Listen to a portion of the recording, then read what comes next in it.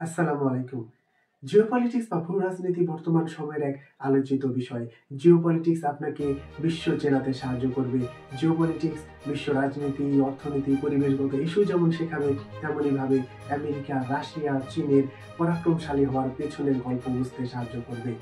Finland রাশিয়ার সীমান্তবর্তী দেশ হওয়া সত্ত্বেও ন্যাটোতে যোগ দিলেও রাশিয়ার তেমন কোনো প্রতিক্রিয়া নেই, অথচ ইউক্রেনের বেলায় কেন আগ্রাসন? এছাড়াও মধ্যপ্রাচ্য সংকট, তাইওয়ান সংকট, ফিলিস্তিন সংকট সহ সবকিছু আমরা জিওপলিটিক্সের মাধ্যমে স্বচ্ছ ধারণা পাবো। এক কথায় বলতে গেলে জিওপলিটিক্স পৃথিবীর ঘটে যাওয়া সবকিছুর সাথে ইন্টারকানেক্টেড। আমি খালেদ মোহাম্মদ সুজন। পৃথিবীর আনাচে কানাচে ঘটে যাওয়া সবকিছুর আলোকপাত করার জন্য আমি আপনাদের জন্য নিয়ে এসেছি জিওপলিটিক্সের উপর একটি পূর্ণাঙ্গ সিরিজ। প্রতি সপ্তাহে একটি করে ভিডিও থাকবে এবং প্রতিটি ভিডিওতে বিসিএস প্রিলিমিনারি এবং রিটেনকে সর্বোচ্চ প্রাধান্য দেওয়া হবে। তারই ধারাবাহিকতায় আজকের পর্বে থাকছে introduction of south east Asia.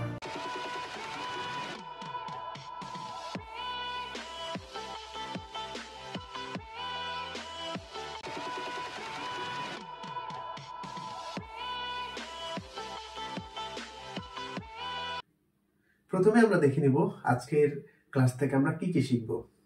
প্রথমে 11টা সাউথ ইস্ট এশিয়ার 11টা দেশ সম্পর্কে জানবো। 2 নম্বরে কিছু গুরুত্বপূর্ণ প্রণালী রয়েছে, সে প্রণালীগুলো জানবো। 3 নম্বরে কিছু স্বাধীনতাকামী গোষ্ঠী রয়েছে, সেগুলো সম্পর্কে জানবো। কিছু বিরোধপূর্ণ অঞ্চল রয়েছে বা দ্বীপ রয়েছে, সেগুলো সম্পর্কে জানবো। এবং সর্বশেষে বিশেষ প্রিলিমিনারির জন্য যে সব তথ্য প্রয়োজন সেগুলো আমরা সংক্ষেপে জানার চেষ্টা করব।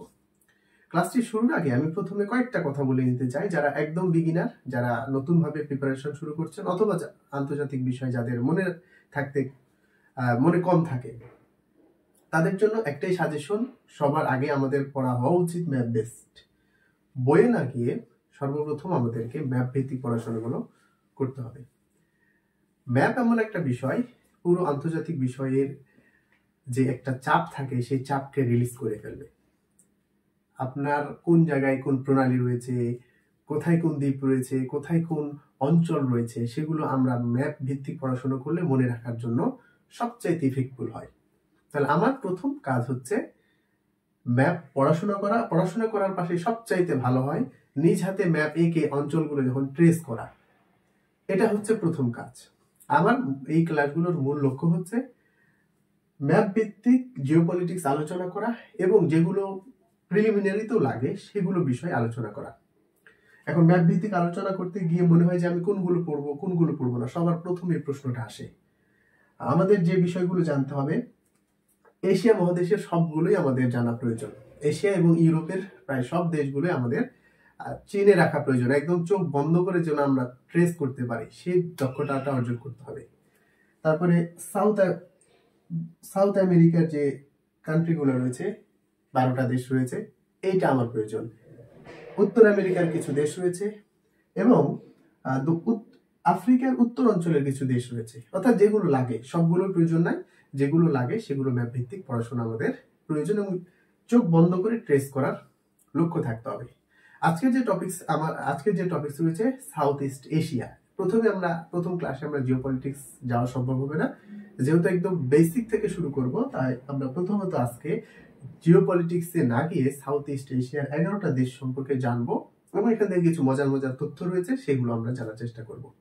এবারে আমরা সাউথ ইস্ট এশিয়ার একটু ম্যাপটার দিকে খেয়াল করলে আমরা দেখব যে সাউথ ইস্ট এশিয়া অস্ট্রেলিয়া মহাদেশের পাশে রয়েছে এবং বেশিরভাগ দেশই এই প্যাসিফিক ওশান অর্থাৎ প্রশান্ত মহাসাগরের পার্শ্ববর্তী দেশ রয়েছে। কিছু অংশ রয়েছে ভারত মহাসাগরে।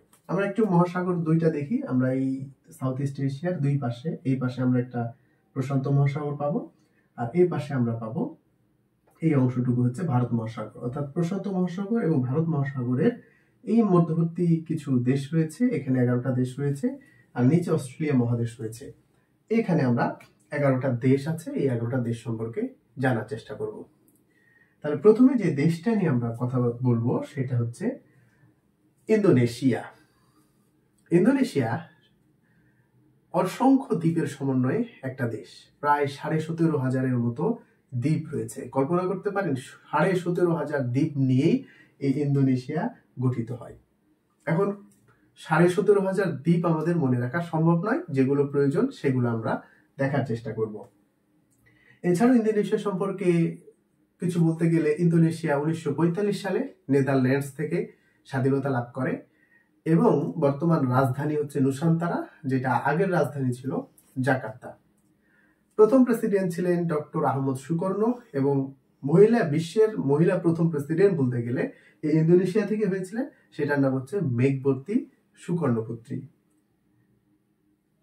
ইন্দোনেশিয়া অসংখ্য দ্বীপ রয়েছে এবং সবচেয়ে বেশি জনসংখ্যায় মুসলিম বলতে গেলে ইন্দোনেশিয়ায় বসবাস করে।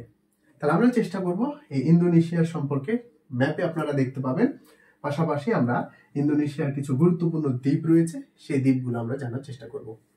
প্রথমে যে দ্বীপটা নিয়ে আমরা আলোচনা করব সেটা এই অংশটুকুতে দেখবেন। আমরা একটু খসড়া ম্যাপে গেছি, স্ক্রিনেও ম্যাপ পাবেন এবং আপনাদের কাছেও ম্যাপ আছে, বুঝতে সুবিধা হবে। প্রথমে এই অংশটুকু অস্ট্রেলিয়ার কাছাকাছি, এই অস্ট্রেলিয়ার কাছাকাছি এইখানে অংশে একটা দ্বীপ রয়েছে। এই দ্বীপের দুটা ভাগ আছে, দেখতে পাবেন মানচিত্রে আপনারা যে দুইটা ভাগ রয়েছে। একটা অংশ পশ্চিমে রয়েছে, একটা রয়েছে পূর্বে রয়েছে। তাহলে পূর্বের যে অংশটা, যেটা একদম অস্ট্রেলিয়ার কাছাকাছি রয়েছে, সেটার নাম হচ্ছে পাপুয়া নিউ গিনি। পূর্বের যে অংশটা রয়েছে সেটার নাম হচ্ছে পাপুয়া নিউ গিনি। এখন মনে হতে পারে পাপুয়া নিউ গিনি কি সাউথ ইস্ট এশিয়ার অংশ? না, এটা অস্ট্রেলিয়ার কাছ থেকে স্বাধীনতা লাভ করে এবং এটা অস্ট্রেলিয়া মহাদেশেরই একটা অংশ। কিন্তু পশ্চিমের যে অংশটা রয়েছে, এই পশ্চিমের অংশটার নাম হচ্ছে পাপুয়া প্রদেশ এবং ইন্দোনেশিয়ায় যেটাকে বলা হয় ইরিয়ান জায়া।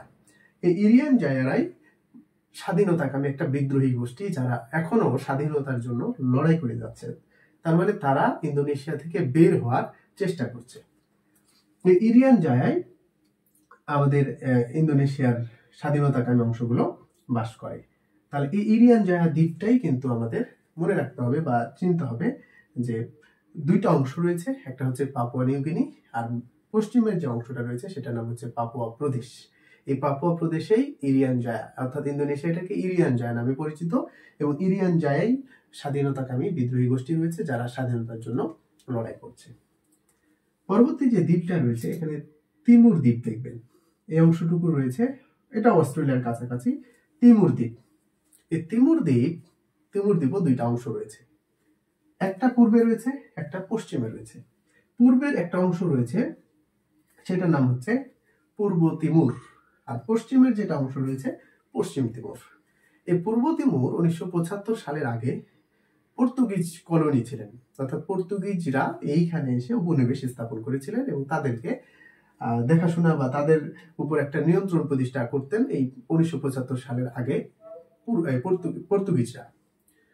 পরবর্তীতে 1975 সালে সেটা ইন্দোনেশিয়ার হাতে চলে যায় এবং প্রায় 2002 সাল পর্যন্ত ইন্দোনেশিয়ার হাতেই ছিল এই পূর্ব তিমুরটা। 2002 সালে ইন্দোনেশিয়া থেকে এই পূর্ব তিমুরটা কিন্তু স্বাধীনতা লাভ করে এবং এই স্বাধীনতা লাভ করার পিছনে ইরিয়ান জায়া যেরকম বিদ্রোহী গোষ্ঠী রয়েছে, একসময় সেখানেও স্বাধীনতাকামী বিদ্রোহী গোষ্ঠী ছিল, সেটার নাম হচ্ছে ফ্রেটিলিন। অর্থাৎ প্রত্যেকটা দেশের বা প্রত্যেকটা প্রদেশের স্বাধীনতার পিছনে একটা স্বাধীনতা বিরোধী যে গোষ্ঠী, স্বাধীনতাকামী যে বিদ্রোহী গোষ্ঠী থাকে, সেটা আমরা দেখতে পাই।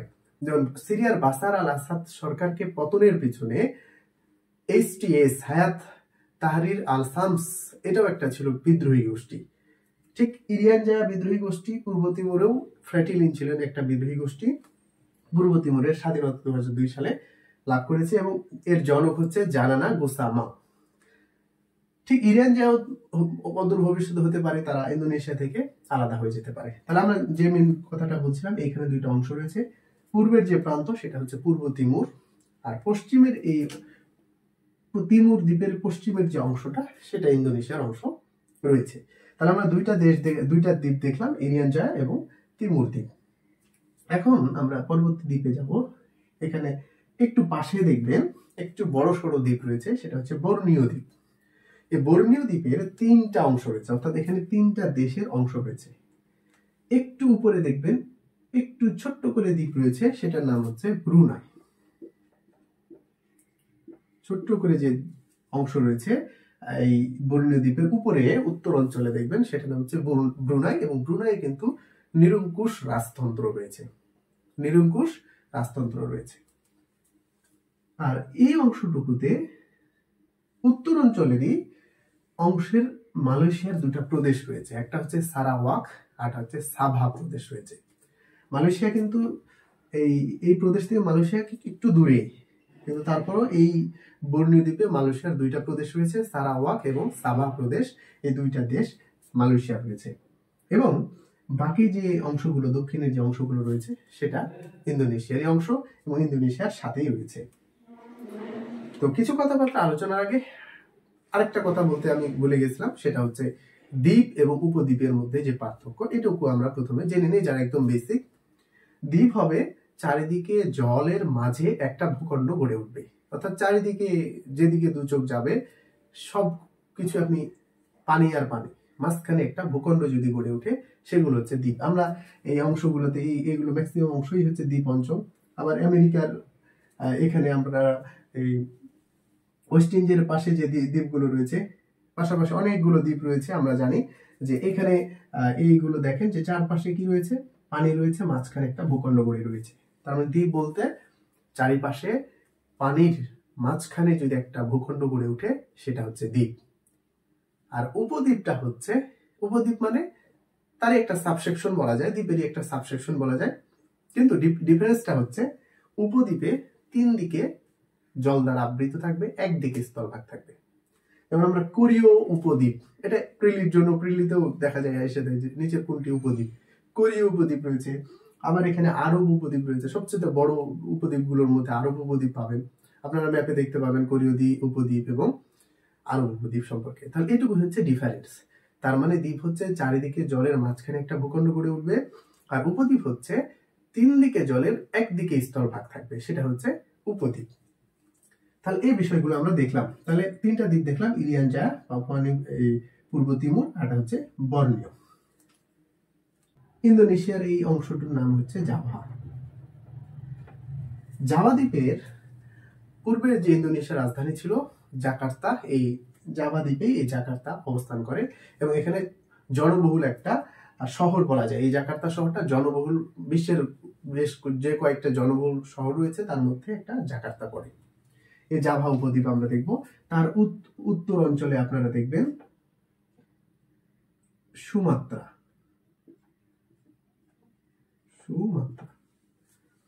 জাভার উপরে যে দ্বীপটা রয়েছে সেটা হচ্ছে সুমাত্রা। এই সুমাত্রার উত্তর অঞ্চলে আরেকটা স্বাধীনতাকামী অঞ্চল রয়েছে, আচেও প্রদেশ। এই আচেও প্রদেশের রাজধানী হচ্ছে বান্দা আচেও। এই উত্তর অঞ্চলের দিকে, সুমাত্রার উত্তর অঞ্চলের দিকে এই আচেও প্রদেশ অংশ রয়েছে, তারাও কিন্তু স্বাধীনতাকামী একটা বিদ্রোহী গোষ্ঠী। তাহলে আমরা তিনটা স্বাধীনতাকামী বিদ্রোহী গোষ্ঠী দেখলাম। আর তিনটা না, পূর্ব তিমুর তো স্বাধীনতা হয়ে গেছে, ফ্রেটিলিন ছিল, আর বর্তমানে এক্সিস্ট করছে একটা হচ্ছে ইরিয়ান জায়া, আর একটা আমরা দেখলাম আচেও প্রদেশ। তাহলে এই ছিল ইন্দোনেশিয়ার প্রধান প্রধান যে দ্বীপগুলো রয়েছে। এছাড়াও অনেকগুলো দ্বীপ রয়েছে, সেলিব্রিজ দ্বীপ, কারণ দ্বীপেরই তো 17,500 প্লাস দ্বীপ রয়েছে। তো এতগুলো তার মনে রাখা সম্ভব না, যেগুলো যেগুলো জানা প্রয়োজন, সেগুলো গুরুত্বপূর্ণ, সেগুলো আমরা দেখার চেষ্টা করলাম। তাহলে এই ছিল ইন্দোনেশিয়ার কথাবার্তা। এবং ইন্দোনেশিয়ার যে অংশগুলো রয়েছে তার পাশেই একটা দেখবেন, এখানেও একটা দ্বীপ রয়েছে, তার পাশে বলতে ম্যাপে পাশে লাগলো একটু দূরে। এই অংশটার নাম হচ্ছে ফিলিপাইন।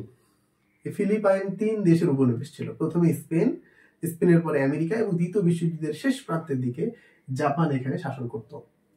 ফিলিপাইনও দ্বীপের সমন্বয়ে গঠিত, অসংখ্য দ্বীপগুলোর সমন্বয়ে গঠিত। তবে গুরুত্বপূর্ণ কয়েকটা দ্বীপের নাম যদি বলা হয়, একটা হচ্ছে লুজন, যেখানে ম্যানিলা রয়েছে, ফিলিপাইনের রাজধানী ম্যানিলা এই লুজন দ্বীপে অবস্থান করে। আরেকটা রয়েছে মিন্দানাও, আরটা হচ্ছে ভিসুভিয়াস। এগুলো হচ্ছে অন্যতম দ্বীপ। তবে এই লুজন সবচাইতে বড় দ্বীপগুলোর মধ্যে, লুজন সবচাইতে বড়। তাহলে লুজন, মিন্দানাও এবং ভিসুভিয়াস হচ্ছে ফিলিপাইনের প্রধান প্রধান দ্বীপ। তবে এখানেও একটা স্বাধীনতাকামী গোষ্ঠী পাবো। এই নিচ অঞ্চলে আপনারা দেখবেন মিন্দানাও রয়েছে। এই মিন্দানাওরাও একটা মুসলিম অধ্যুষিত অঞ্চল, যারা এখনো স্বাধীনতার জন্য লড়াই করে যাচ্ছে। তাহলে এই মিন্দানাও এক ধরনের স্বাধীনতাকামী গোষ্ঠী বলা যায়, মিন্দানাও মুসলিম অধ্যুষিত।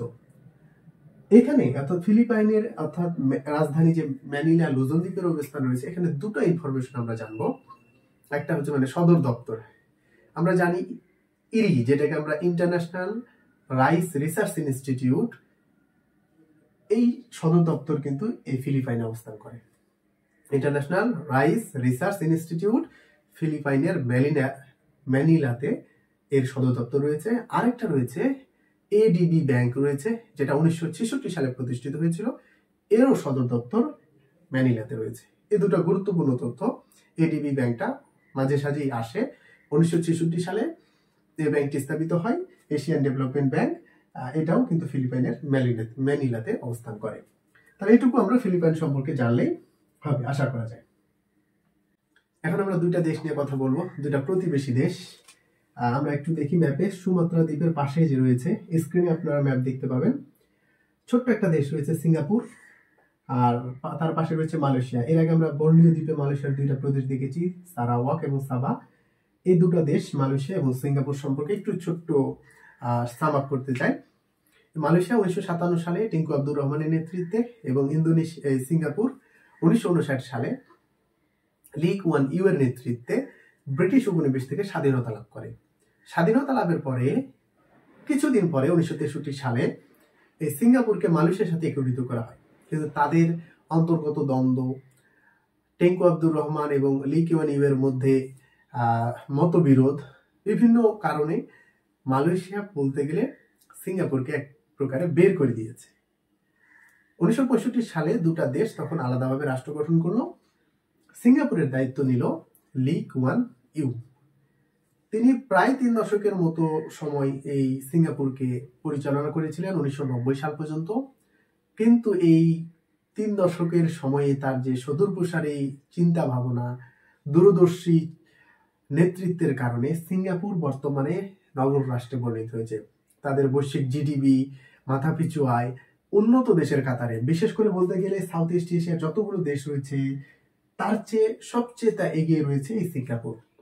যে মালয়েশিয়া সিঙ্গাপুরকে বের করে দিয়েছে, সিঙ্গাপুর কিন্তু খুব বড় দেশ নয়, মাত্র 724 কিলোমিটারের একটা ছোট্ট একটা দেশ, খুব বেশি লোকও বাস করে না।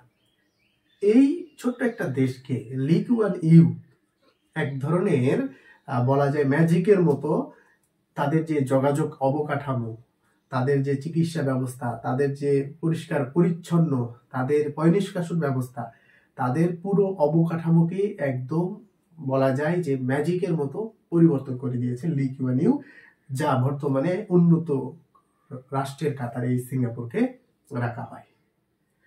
সিঙ্গাপুরের এখন প্রায় মাথাপিছু আয় হচ্ছে প্রায় 92,000 মার্কিন ডলার, যা মালয়েশিয়ার চেয়েও বেশি। জিডিপি প্রায় 42 বিলিয়ন মার্কিন ডলার, যেটাও মালয়েশিয়ার থেকে বেশি। তাহলে এইটুকু আমরা দেখলাম যে সিঙ্গাপুর এবং মালয়েশিয়ার আমরা পরিচিতি দেখলাম। এবার আমরা দেখব তার পাশেই একটা ছোট্ট অনেক লম্বা সরু দুটা মানে একটা দেশ রয়েছে ভিয়েতনাম। এই অংশে প্রায় 5টা দেশ রয়েছে, আপনারা ম্যাপে দেখতে পাবেন। এখানে একটু ছোট্ট করে ম্যাপকে উপস্থাপন করা যায়নি, তাই আমরা স্ক্রিনে দেখতে পাবো এই ভিয়েতনাম রয়েছে।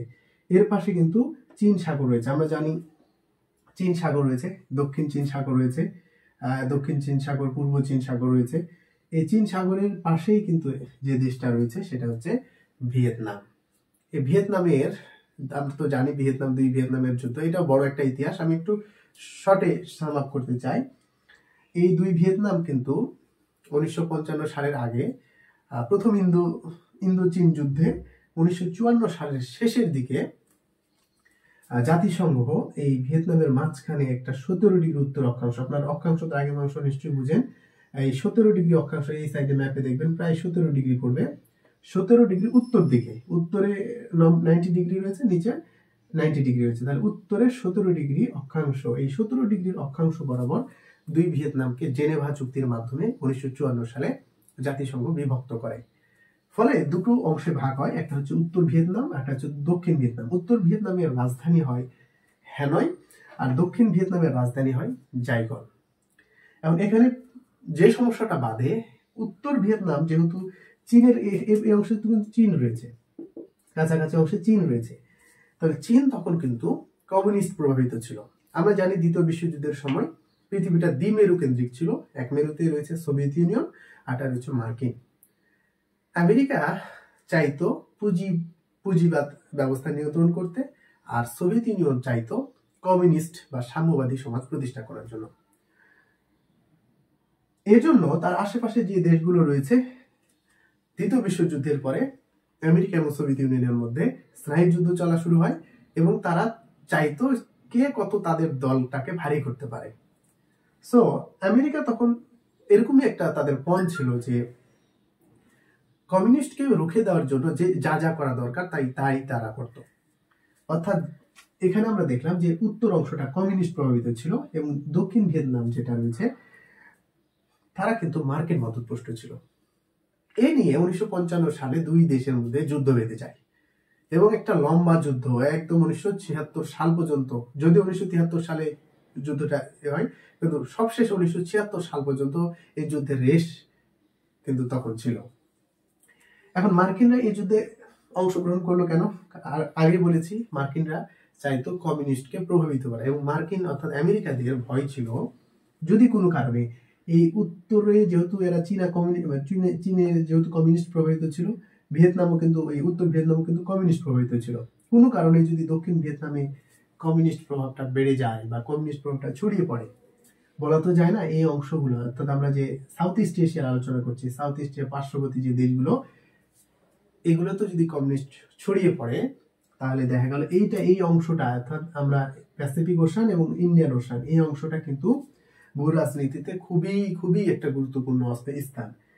এই স্থান যদি মার্কিনদের হাতছাড়া হয়ে যায়, চীনা কমিউনিস্ট এবং সোভিয়েত ইউনিয়ন যে কমিউনিস্ট পন্থীরা যদি এই অংশটুকু দখল করে নেয়, তাহলে কিন্তু মার্কিনরা যে টপ প্রায়োরিটিতে টপে রয়েছে সেই টপ স্থানটা হারিয়ে যাওয়ার সম্ভাবনা রয়েছে। এটাই তাদের ভয় ছিল যে কোনো কারণে কমিউনিস্টরা যেন এই সাউথ ইস্ট এশিয়ার সব অঞ্চলে ছড়িয়ে না পড়ে, এজন্য তারা সরাসরি দক্ষিণ ভিয়েতনামের পক্ষে যুদ্ধে নেমে যায়। 1973 সালে প্যারিস শান্তি চুক্তির মাধ্যমে দুই যুদ্ধের ইতি টানেন তৎকালীন প্রেসিডেন্ট রিচার্ড নিক্সন। তিনি এই যুদ্ধের টানেন, যদিও আমেরিকা কিন্তু তাদের শেষ সৈন্যটা 1976 সালে প্রত্যাহার করে এবং 1976 সালে 2 জুলাই এই দুই ভিয়েতনাম একত্রিত হয়ে যায় এবং তার রাজধানী হয় হ্যানয়। তো ভিয়েতনাম, উত্তর ভিয়েতনাম এবং দক্ষিণ ভিয়েতনাম নিয়ে যে যুদ্ধ রয়েছে একটা বিস্তর আলোচনা আমি চেষ্টা করেছি এই দুটো ভিয়েতনামের সংক্ষেপে যে বিষয়গুলো দরকার সেগুলো আলোচনা করা। তাহলে আমরা এখানে আমাদের কমিউনিস্ট প্রভাবিত অঞ্চল, চীন তো কমিউনিস্ট প্রভাবিত সাম্যবাদী সমাজ ব্যবস্থা রয়েছে, এই ভিয়েতনামও কিন্তু সাম্যবাদী সমাজ ব্যবস্থা রয়েছে। তাহলে এখন পর্যন্ত আমরা সাউথ এশিয়ার বেশ কয়েকটা দেশ আমরা পরিচিতি জানলাম এবং তাদের ভূ রাজনীতিগুলো সংক্ষেপে আমরা জানার চেষ্টা করলাম।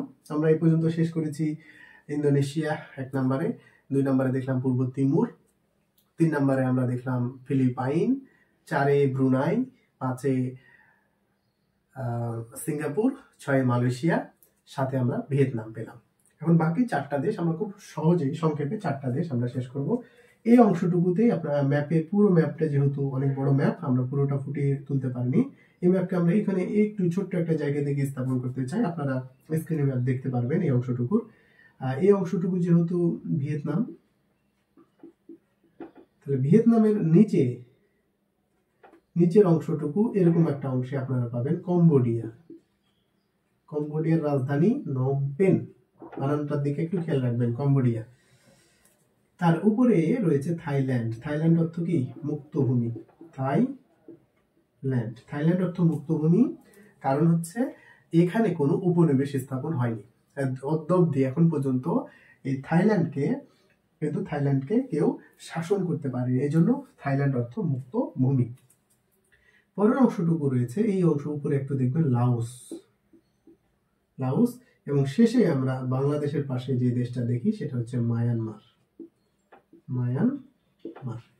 তাহলে এই 4টা অর্থাৎ ভিয়েতনাম পর্যন্ত আমরা 7টা দেশ পেয়েছিলাম। পরে একটা দেশ হচ্ছে কম্বোডিয়া, তারপরে উপরে থাইল্যান্ড অর্থ মুক্তভূমি, লাওস, আর হচ্ছে মায়ানমার। এই মায়ানমারের কাহিনী বলতে গেলে অনেক লম্বা একটা কাহিনী। মায়ানমার 1948 সালে সে ব্রিটিশ শাসন থেকে স্বাধীনতা লাভ করে, কিন্তু দুঃখের বিষয় হচ্ছে তারা স্বাধীনতা লাভ করেও খুব একটা তাদের মধ্যে শান্তি বিরাজ করেছে এমনটা আমরা বলতে পারি না। এখন অবধি মায়ানমারে বেশ কয়েকবার আমরা দেখেছি সামরিক অভ্যুত্থান, যেটাকে সেনা শাসন বলে, জান্তা সরকার মায়ানমারে শাসন করেছে এবং চরমভাবে নির্যাতিত করেছে। তার মধ্যে আমরা তো জানি 2017 সালে প্রায় 12 লক্ষের মতো রোহিঙ্গা জনগোষ্ঠী বাংলাদেশে প্রবেশ করেছে। রোহিঙ্গাদের উপর তারা এক ধরনের নির্যাতন চালায়। এই রোহিঙ্গারা 1982 সালে এই মায়ানমার কিন্তু রোহিঙ্গাদের জাতীয়তা বলতে গেলে হরণ করে। তারপর থেকে তাদের উপর বিভিন্ন ধরনের নির্যাতন চালায়, বিশেষ করে সামরিক শাসন যখন শুরু হয় তারপর থেকে মায়ানমারে অস্থিতিশীল অবস্থা বিরাজ করে। তাহলে এই হচ্ছে এই অংশটুকুর যে অংশগুলো রয়েছে, দেশগুলো রয়েছে দেখলাম। তাহলে আগে আমরা 7টা পড়েছি, কম্বোডিয়া 8 নম্বরে, তারপরে থাইল্যান্ড 9 নম্বরে, লাওস 10 নম্বরে এবং মায়ানমার হচ্ছে 11 নম্বরে। তাহলে এই ছিল সাউথ ইস্ট এশিয়ার 11টি দেশ, অর্থাৎ 11টি দেশ সম্পর্কে জানলাম। এখন আপনাদের একদম চোখ বন্ধ করে কার কোথায় পজিশন এইটা কিন্তু আয়ত্ত করা। মূল কাজ হচ্ছে কার জায়গায় বামে কে, ডানে কে, কার পাশে কে, এই জিনিসটা আয়ত্ত করতে হবে। একদম মানে চোখ বন্ধ করলে যেন ম্যাপটা আমাদের সামনে ভাসে, তাহলে দেখবেন আন্তর্জাতিক বিষয়টা খুব ক্লিয়ার হয়ে যাবে। তাহলে 11টা দেশ সম্পর্কে আমরা জানার চেষ্টা করলাম। এখানে আরেকটা মজার বিষয় দেখবেন, এই যে 3টা দেশ রয়েছে মায়ানমার, লাওস এবং থাইল্যান্ড, এইখানে 3টা দেশ, এই 3টা দেশকে একত্রে বলা হয়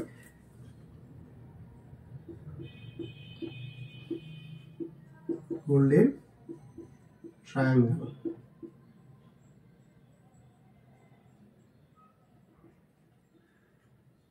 গোল্ডেন ট্রায়াঙ্গেল, এই গোল্ডেন ট্রায়াঙ্গেল করার মানে বলার কারণ হচ্ছে এখানে সর্বোচ্চ পরিমাণে আফিম, প্রচুর পরিমাণে আফিম উৎপন্ন হয়।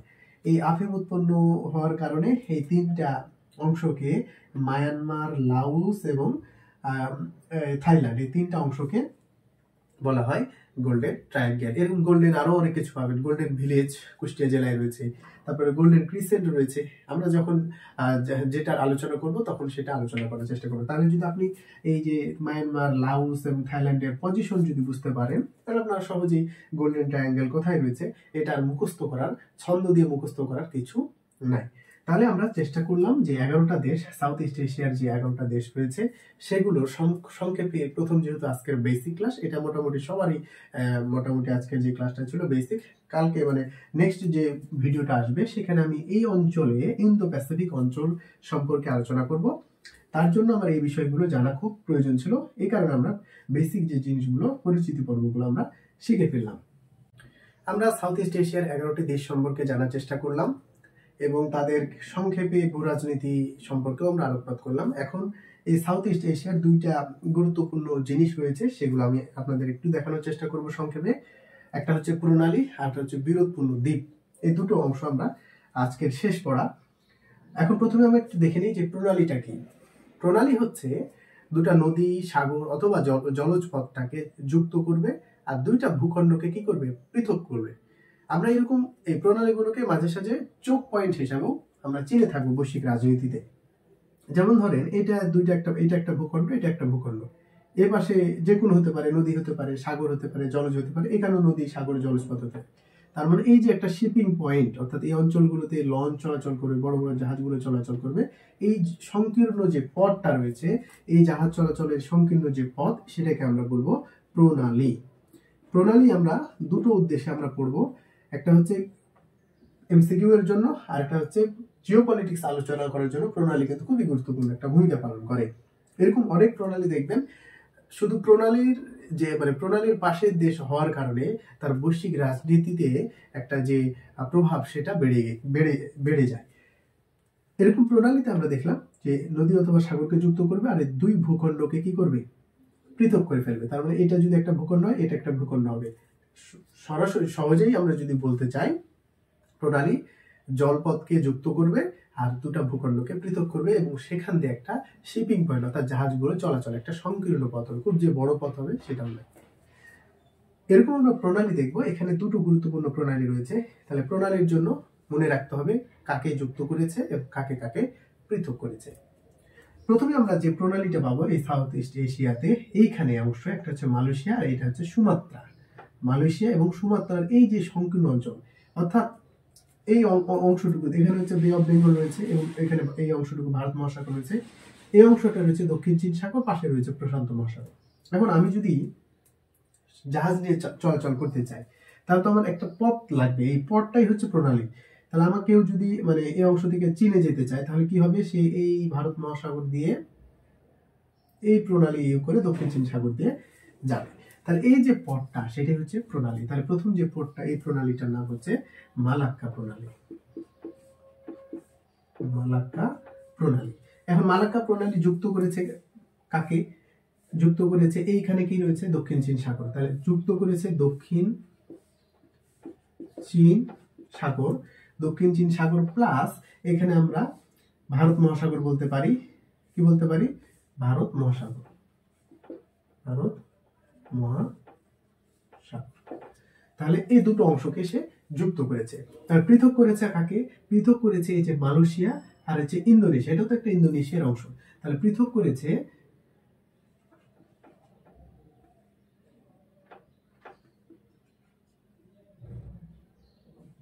Malaysia minus Sumatra. এটা হচ্ছে ইন্দোনেশিয়ার একটা অংশ। ইন্দোনেশিয়ার একটা অংশ। আপনারা ম্যাপে খুব সুন্দর করে দেখবেন, স্ক্রিনেও দেখতে পাচ্ছেন যে মালাক্কা প্রণালীটা। এই মালাক্কা প্রণালীর গুরুত্ব কিন্তু খুবই খুবই বেশি। বৈশ্বিক বাণিজ্যের প্রায় শিপগুলোর প্রায় 60% কিন্তু এই মালাক্কা প্রণালীতে যায়। কেন যায় সেটা আমরা ডিটেলস গুলো আমরা জিওপলিটিক্স পরবর্তী ক্লাসের যে জিওপলিটিক্স হবে সেটা আলোচনা করব সেখানে। তবে আমি একটু বলে রাখি, যেহেতু এখানে চীন রয়েছে, সবচেয়ে বেশি প্রোডাক্ট উৎপন্ন হয় চীন। অর্থাৎ চীন যে তার প্রোডাক্ট গুলো বেশি উৎপন্ন হয় পাঠাবে, তার রাস্তা কোনটা? সে এদিক দিয়ে চীন সাগর অতিক্রম করে দক্ষিণ চীন সাগরে আসলো। এরপরে তার দুটো রাস্তা, একটা হচ্ছে এই একটা ছোট্ট স্থান দেখেন এইখানে, আর একটা হচ্ছে এই পথে। তার মানে সে কিন্তু তার সব পণ্যই কিন্তু এই সব মালাক্কা প্রণালী দিয়ে। এই কারণে মালাক্কা প্রণালী একটা ভয়ের কারণও রয়েছে। মালাক্কা প্রণালীর এইখানে ভারতের একটা অঞ্চল রয়েছে, আন্দামান নিকোবর দ্বীপপুঞ্জ রয়েছে, যেটা কিন্তু ভারতের আয়ত্তাধীন। সে আন্দামান এর পাশে এবার এরকম একটা অংশ হচ্ছে আন্দামান বা নিকোবর দ্বীপপুঞ্জ। আন্দামান বা নিকোবর দ্বীপপুঞ্জ ভারতের হওয়ার কারণে কোনো কারণে যদি এইখানে বন্ধ করে দেয়, তাহলে দেখা গেল বৈশ্বিক বাণিজ্যের মানে অচল হয়ে যাবে এবং চীন একটা অর্থনৈতিকভাবে বিশাল ক্ষতির সম্মুখীন হবে। এবং চীন সেটার বিকল্প পন্থা কি কি সেটাও করে রেখেছে। আমরা পরবর্তী জিওপলিটিক্স আলোচনা করার চেষ্টা করব। তাহলে প্রথম যে প্রণালীটা পেলাম সেটা হচ্ছে মালাক্কা প্রণালী।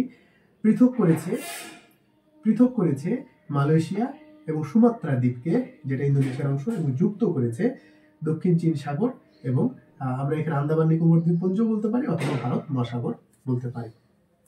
আরেকটা পথ দেখলাম যে এই অংশটুকু দেখেন, কেউ যদি মনে করে এই অংশটুকু থেকে বের হবে তা হবে, সেটার নাম যে প্রণালীটা রয়েছে সেটার নাম হচ্ছে সুন্দ্রা প্রণালী।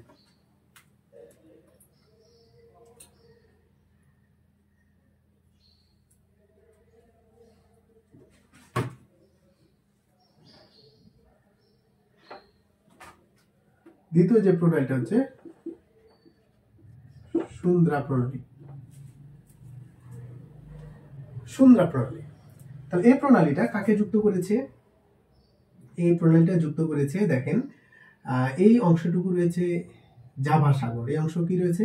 জাভা সাগর। তাহলে যুক্ত করেছে জাভা প্লাস এই অংশ বের হয়ে গেলে আমরা ভারত মহাসাগর পাবো। ভারত মহাসাগর। তাহলে সুন্দ্রা প্রণালী যুক্ত করেছে জাভা সাগরকে আর এবং ভারত মহাসাগরকে। পৃথক করেছে কাকে? দেখেন, এই যে আমরা একটু আগে জাভা দেখলাম, জাভা দ্বীপ আর হচ্ছে সুমাত্রা দ্বীপ। তাহলে এই দুই ভূখণ্ডকে কি করতে পৃথক করেছে? তাহলে মাইনাস করেছে, এটা হচ্ছে জাভা মাইনাস সুমাত্রা। তাহলে এই দুটো প্রণালী আমাদের মনে রাখতে হবে। তাহলে আমি আরেকটা সাম আপ করি। তাহলে এখানে দুটো প্রণালী, গুরুত্বপূর্ণ প্রণালীর মধ্যে মালাক্কা প্রণালীটা খুবই গুরুত্বপূর্ণ, ভূ রাজনীতিতে পরবর্তীতে আমরা আলোচনা করব। আর সুন্দ্রা প্রণালী এটা একটা ওয়ে, অর্থাৎ মালাক্কার বিকল্প বন্ধ হতে পারে। তাহলে মালাক্কা প্রণালী কি করলো? মালয়েশিয়া এবং এখানে ইন্দোনেশিয়া সুমাত্রাকে পৃথক করলো, যুক্ত করলো দক্ষিণ চীন সাগরের সাথে আন্দামান নিকোবর দ্বীপপুঞ্জ অথবা ভারত মহাসাগর।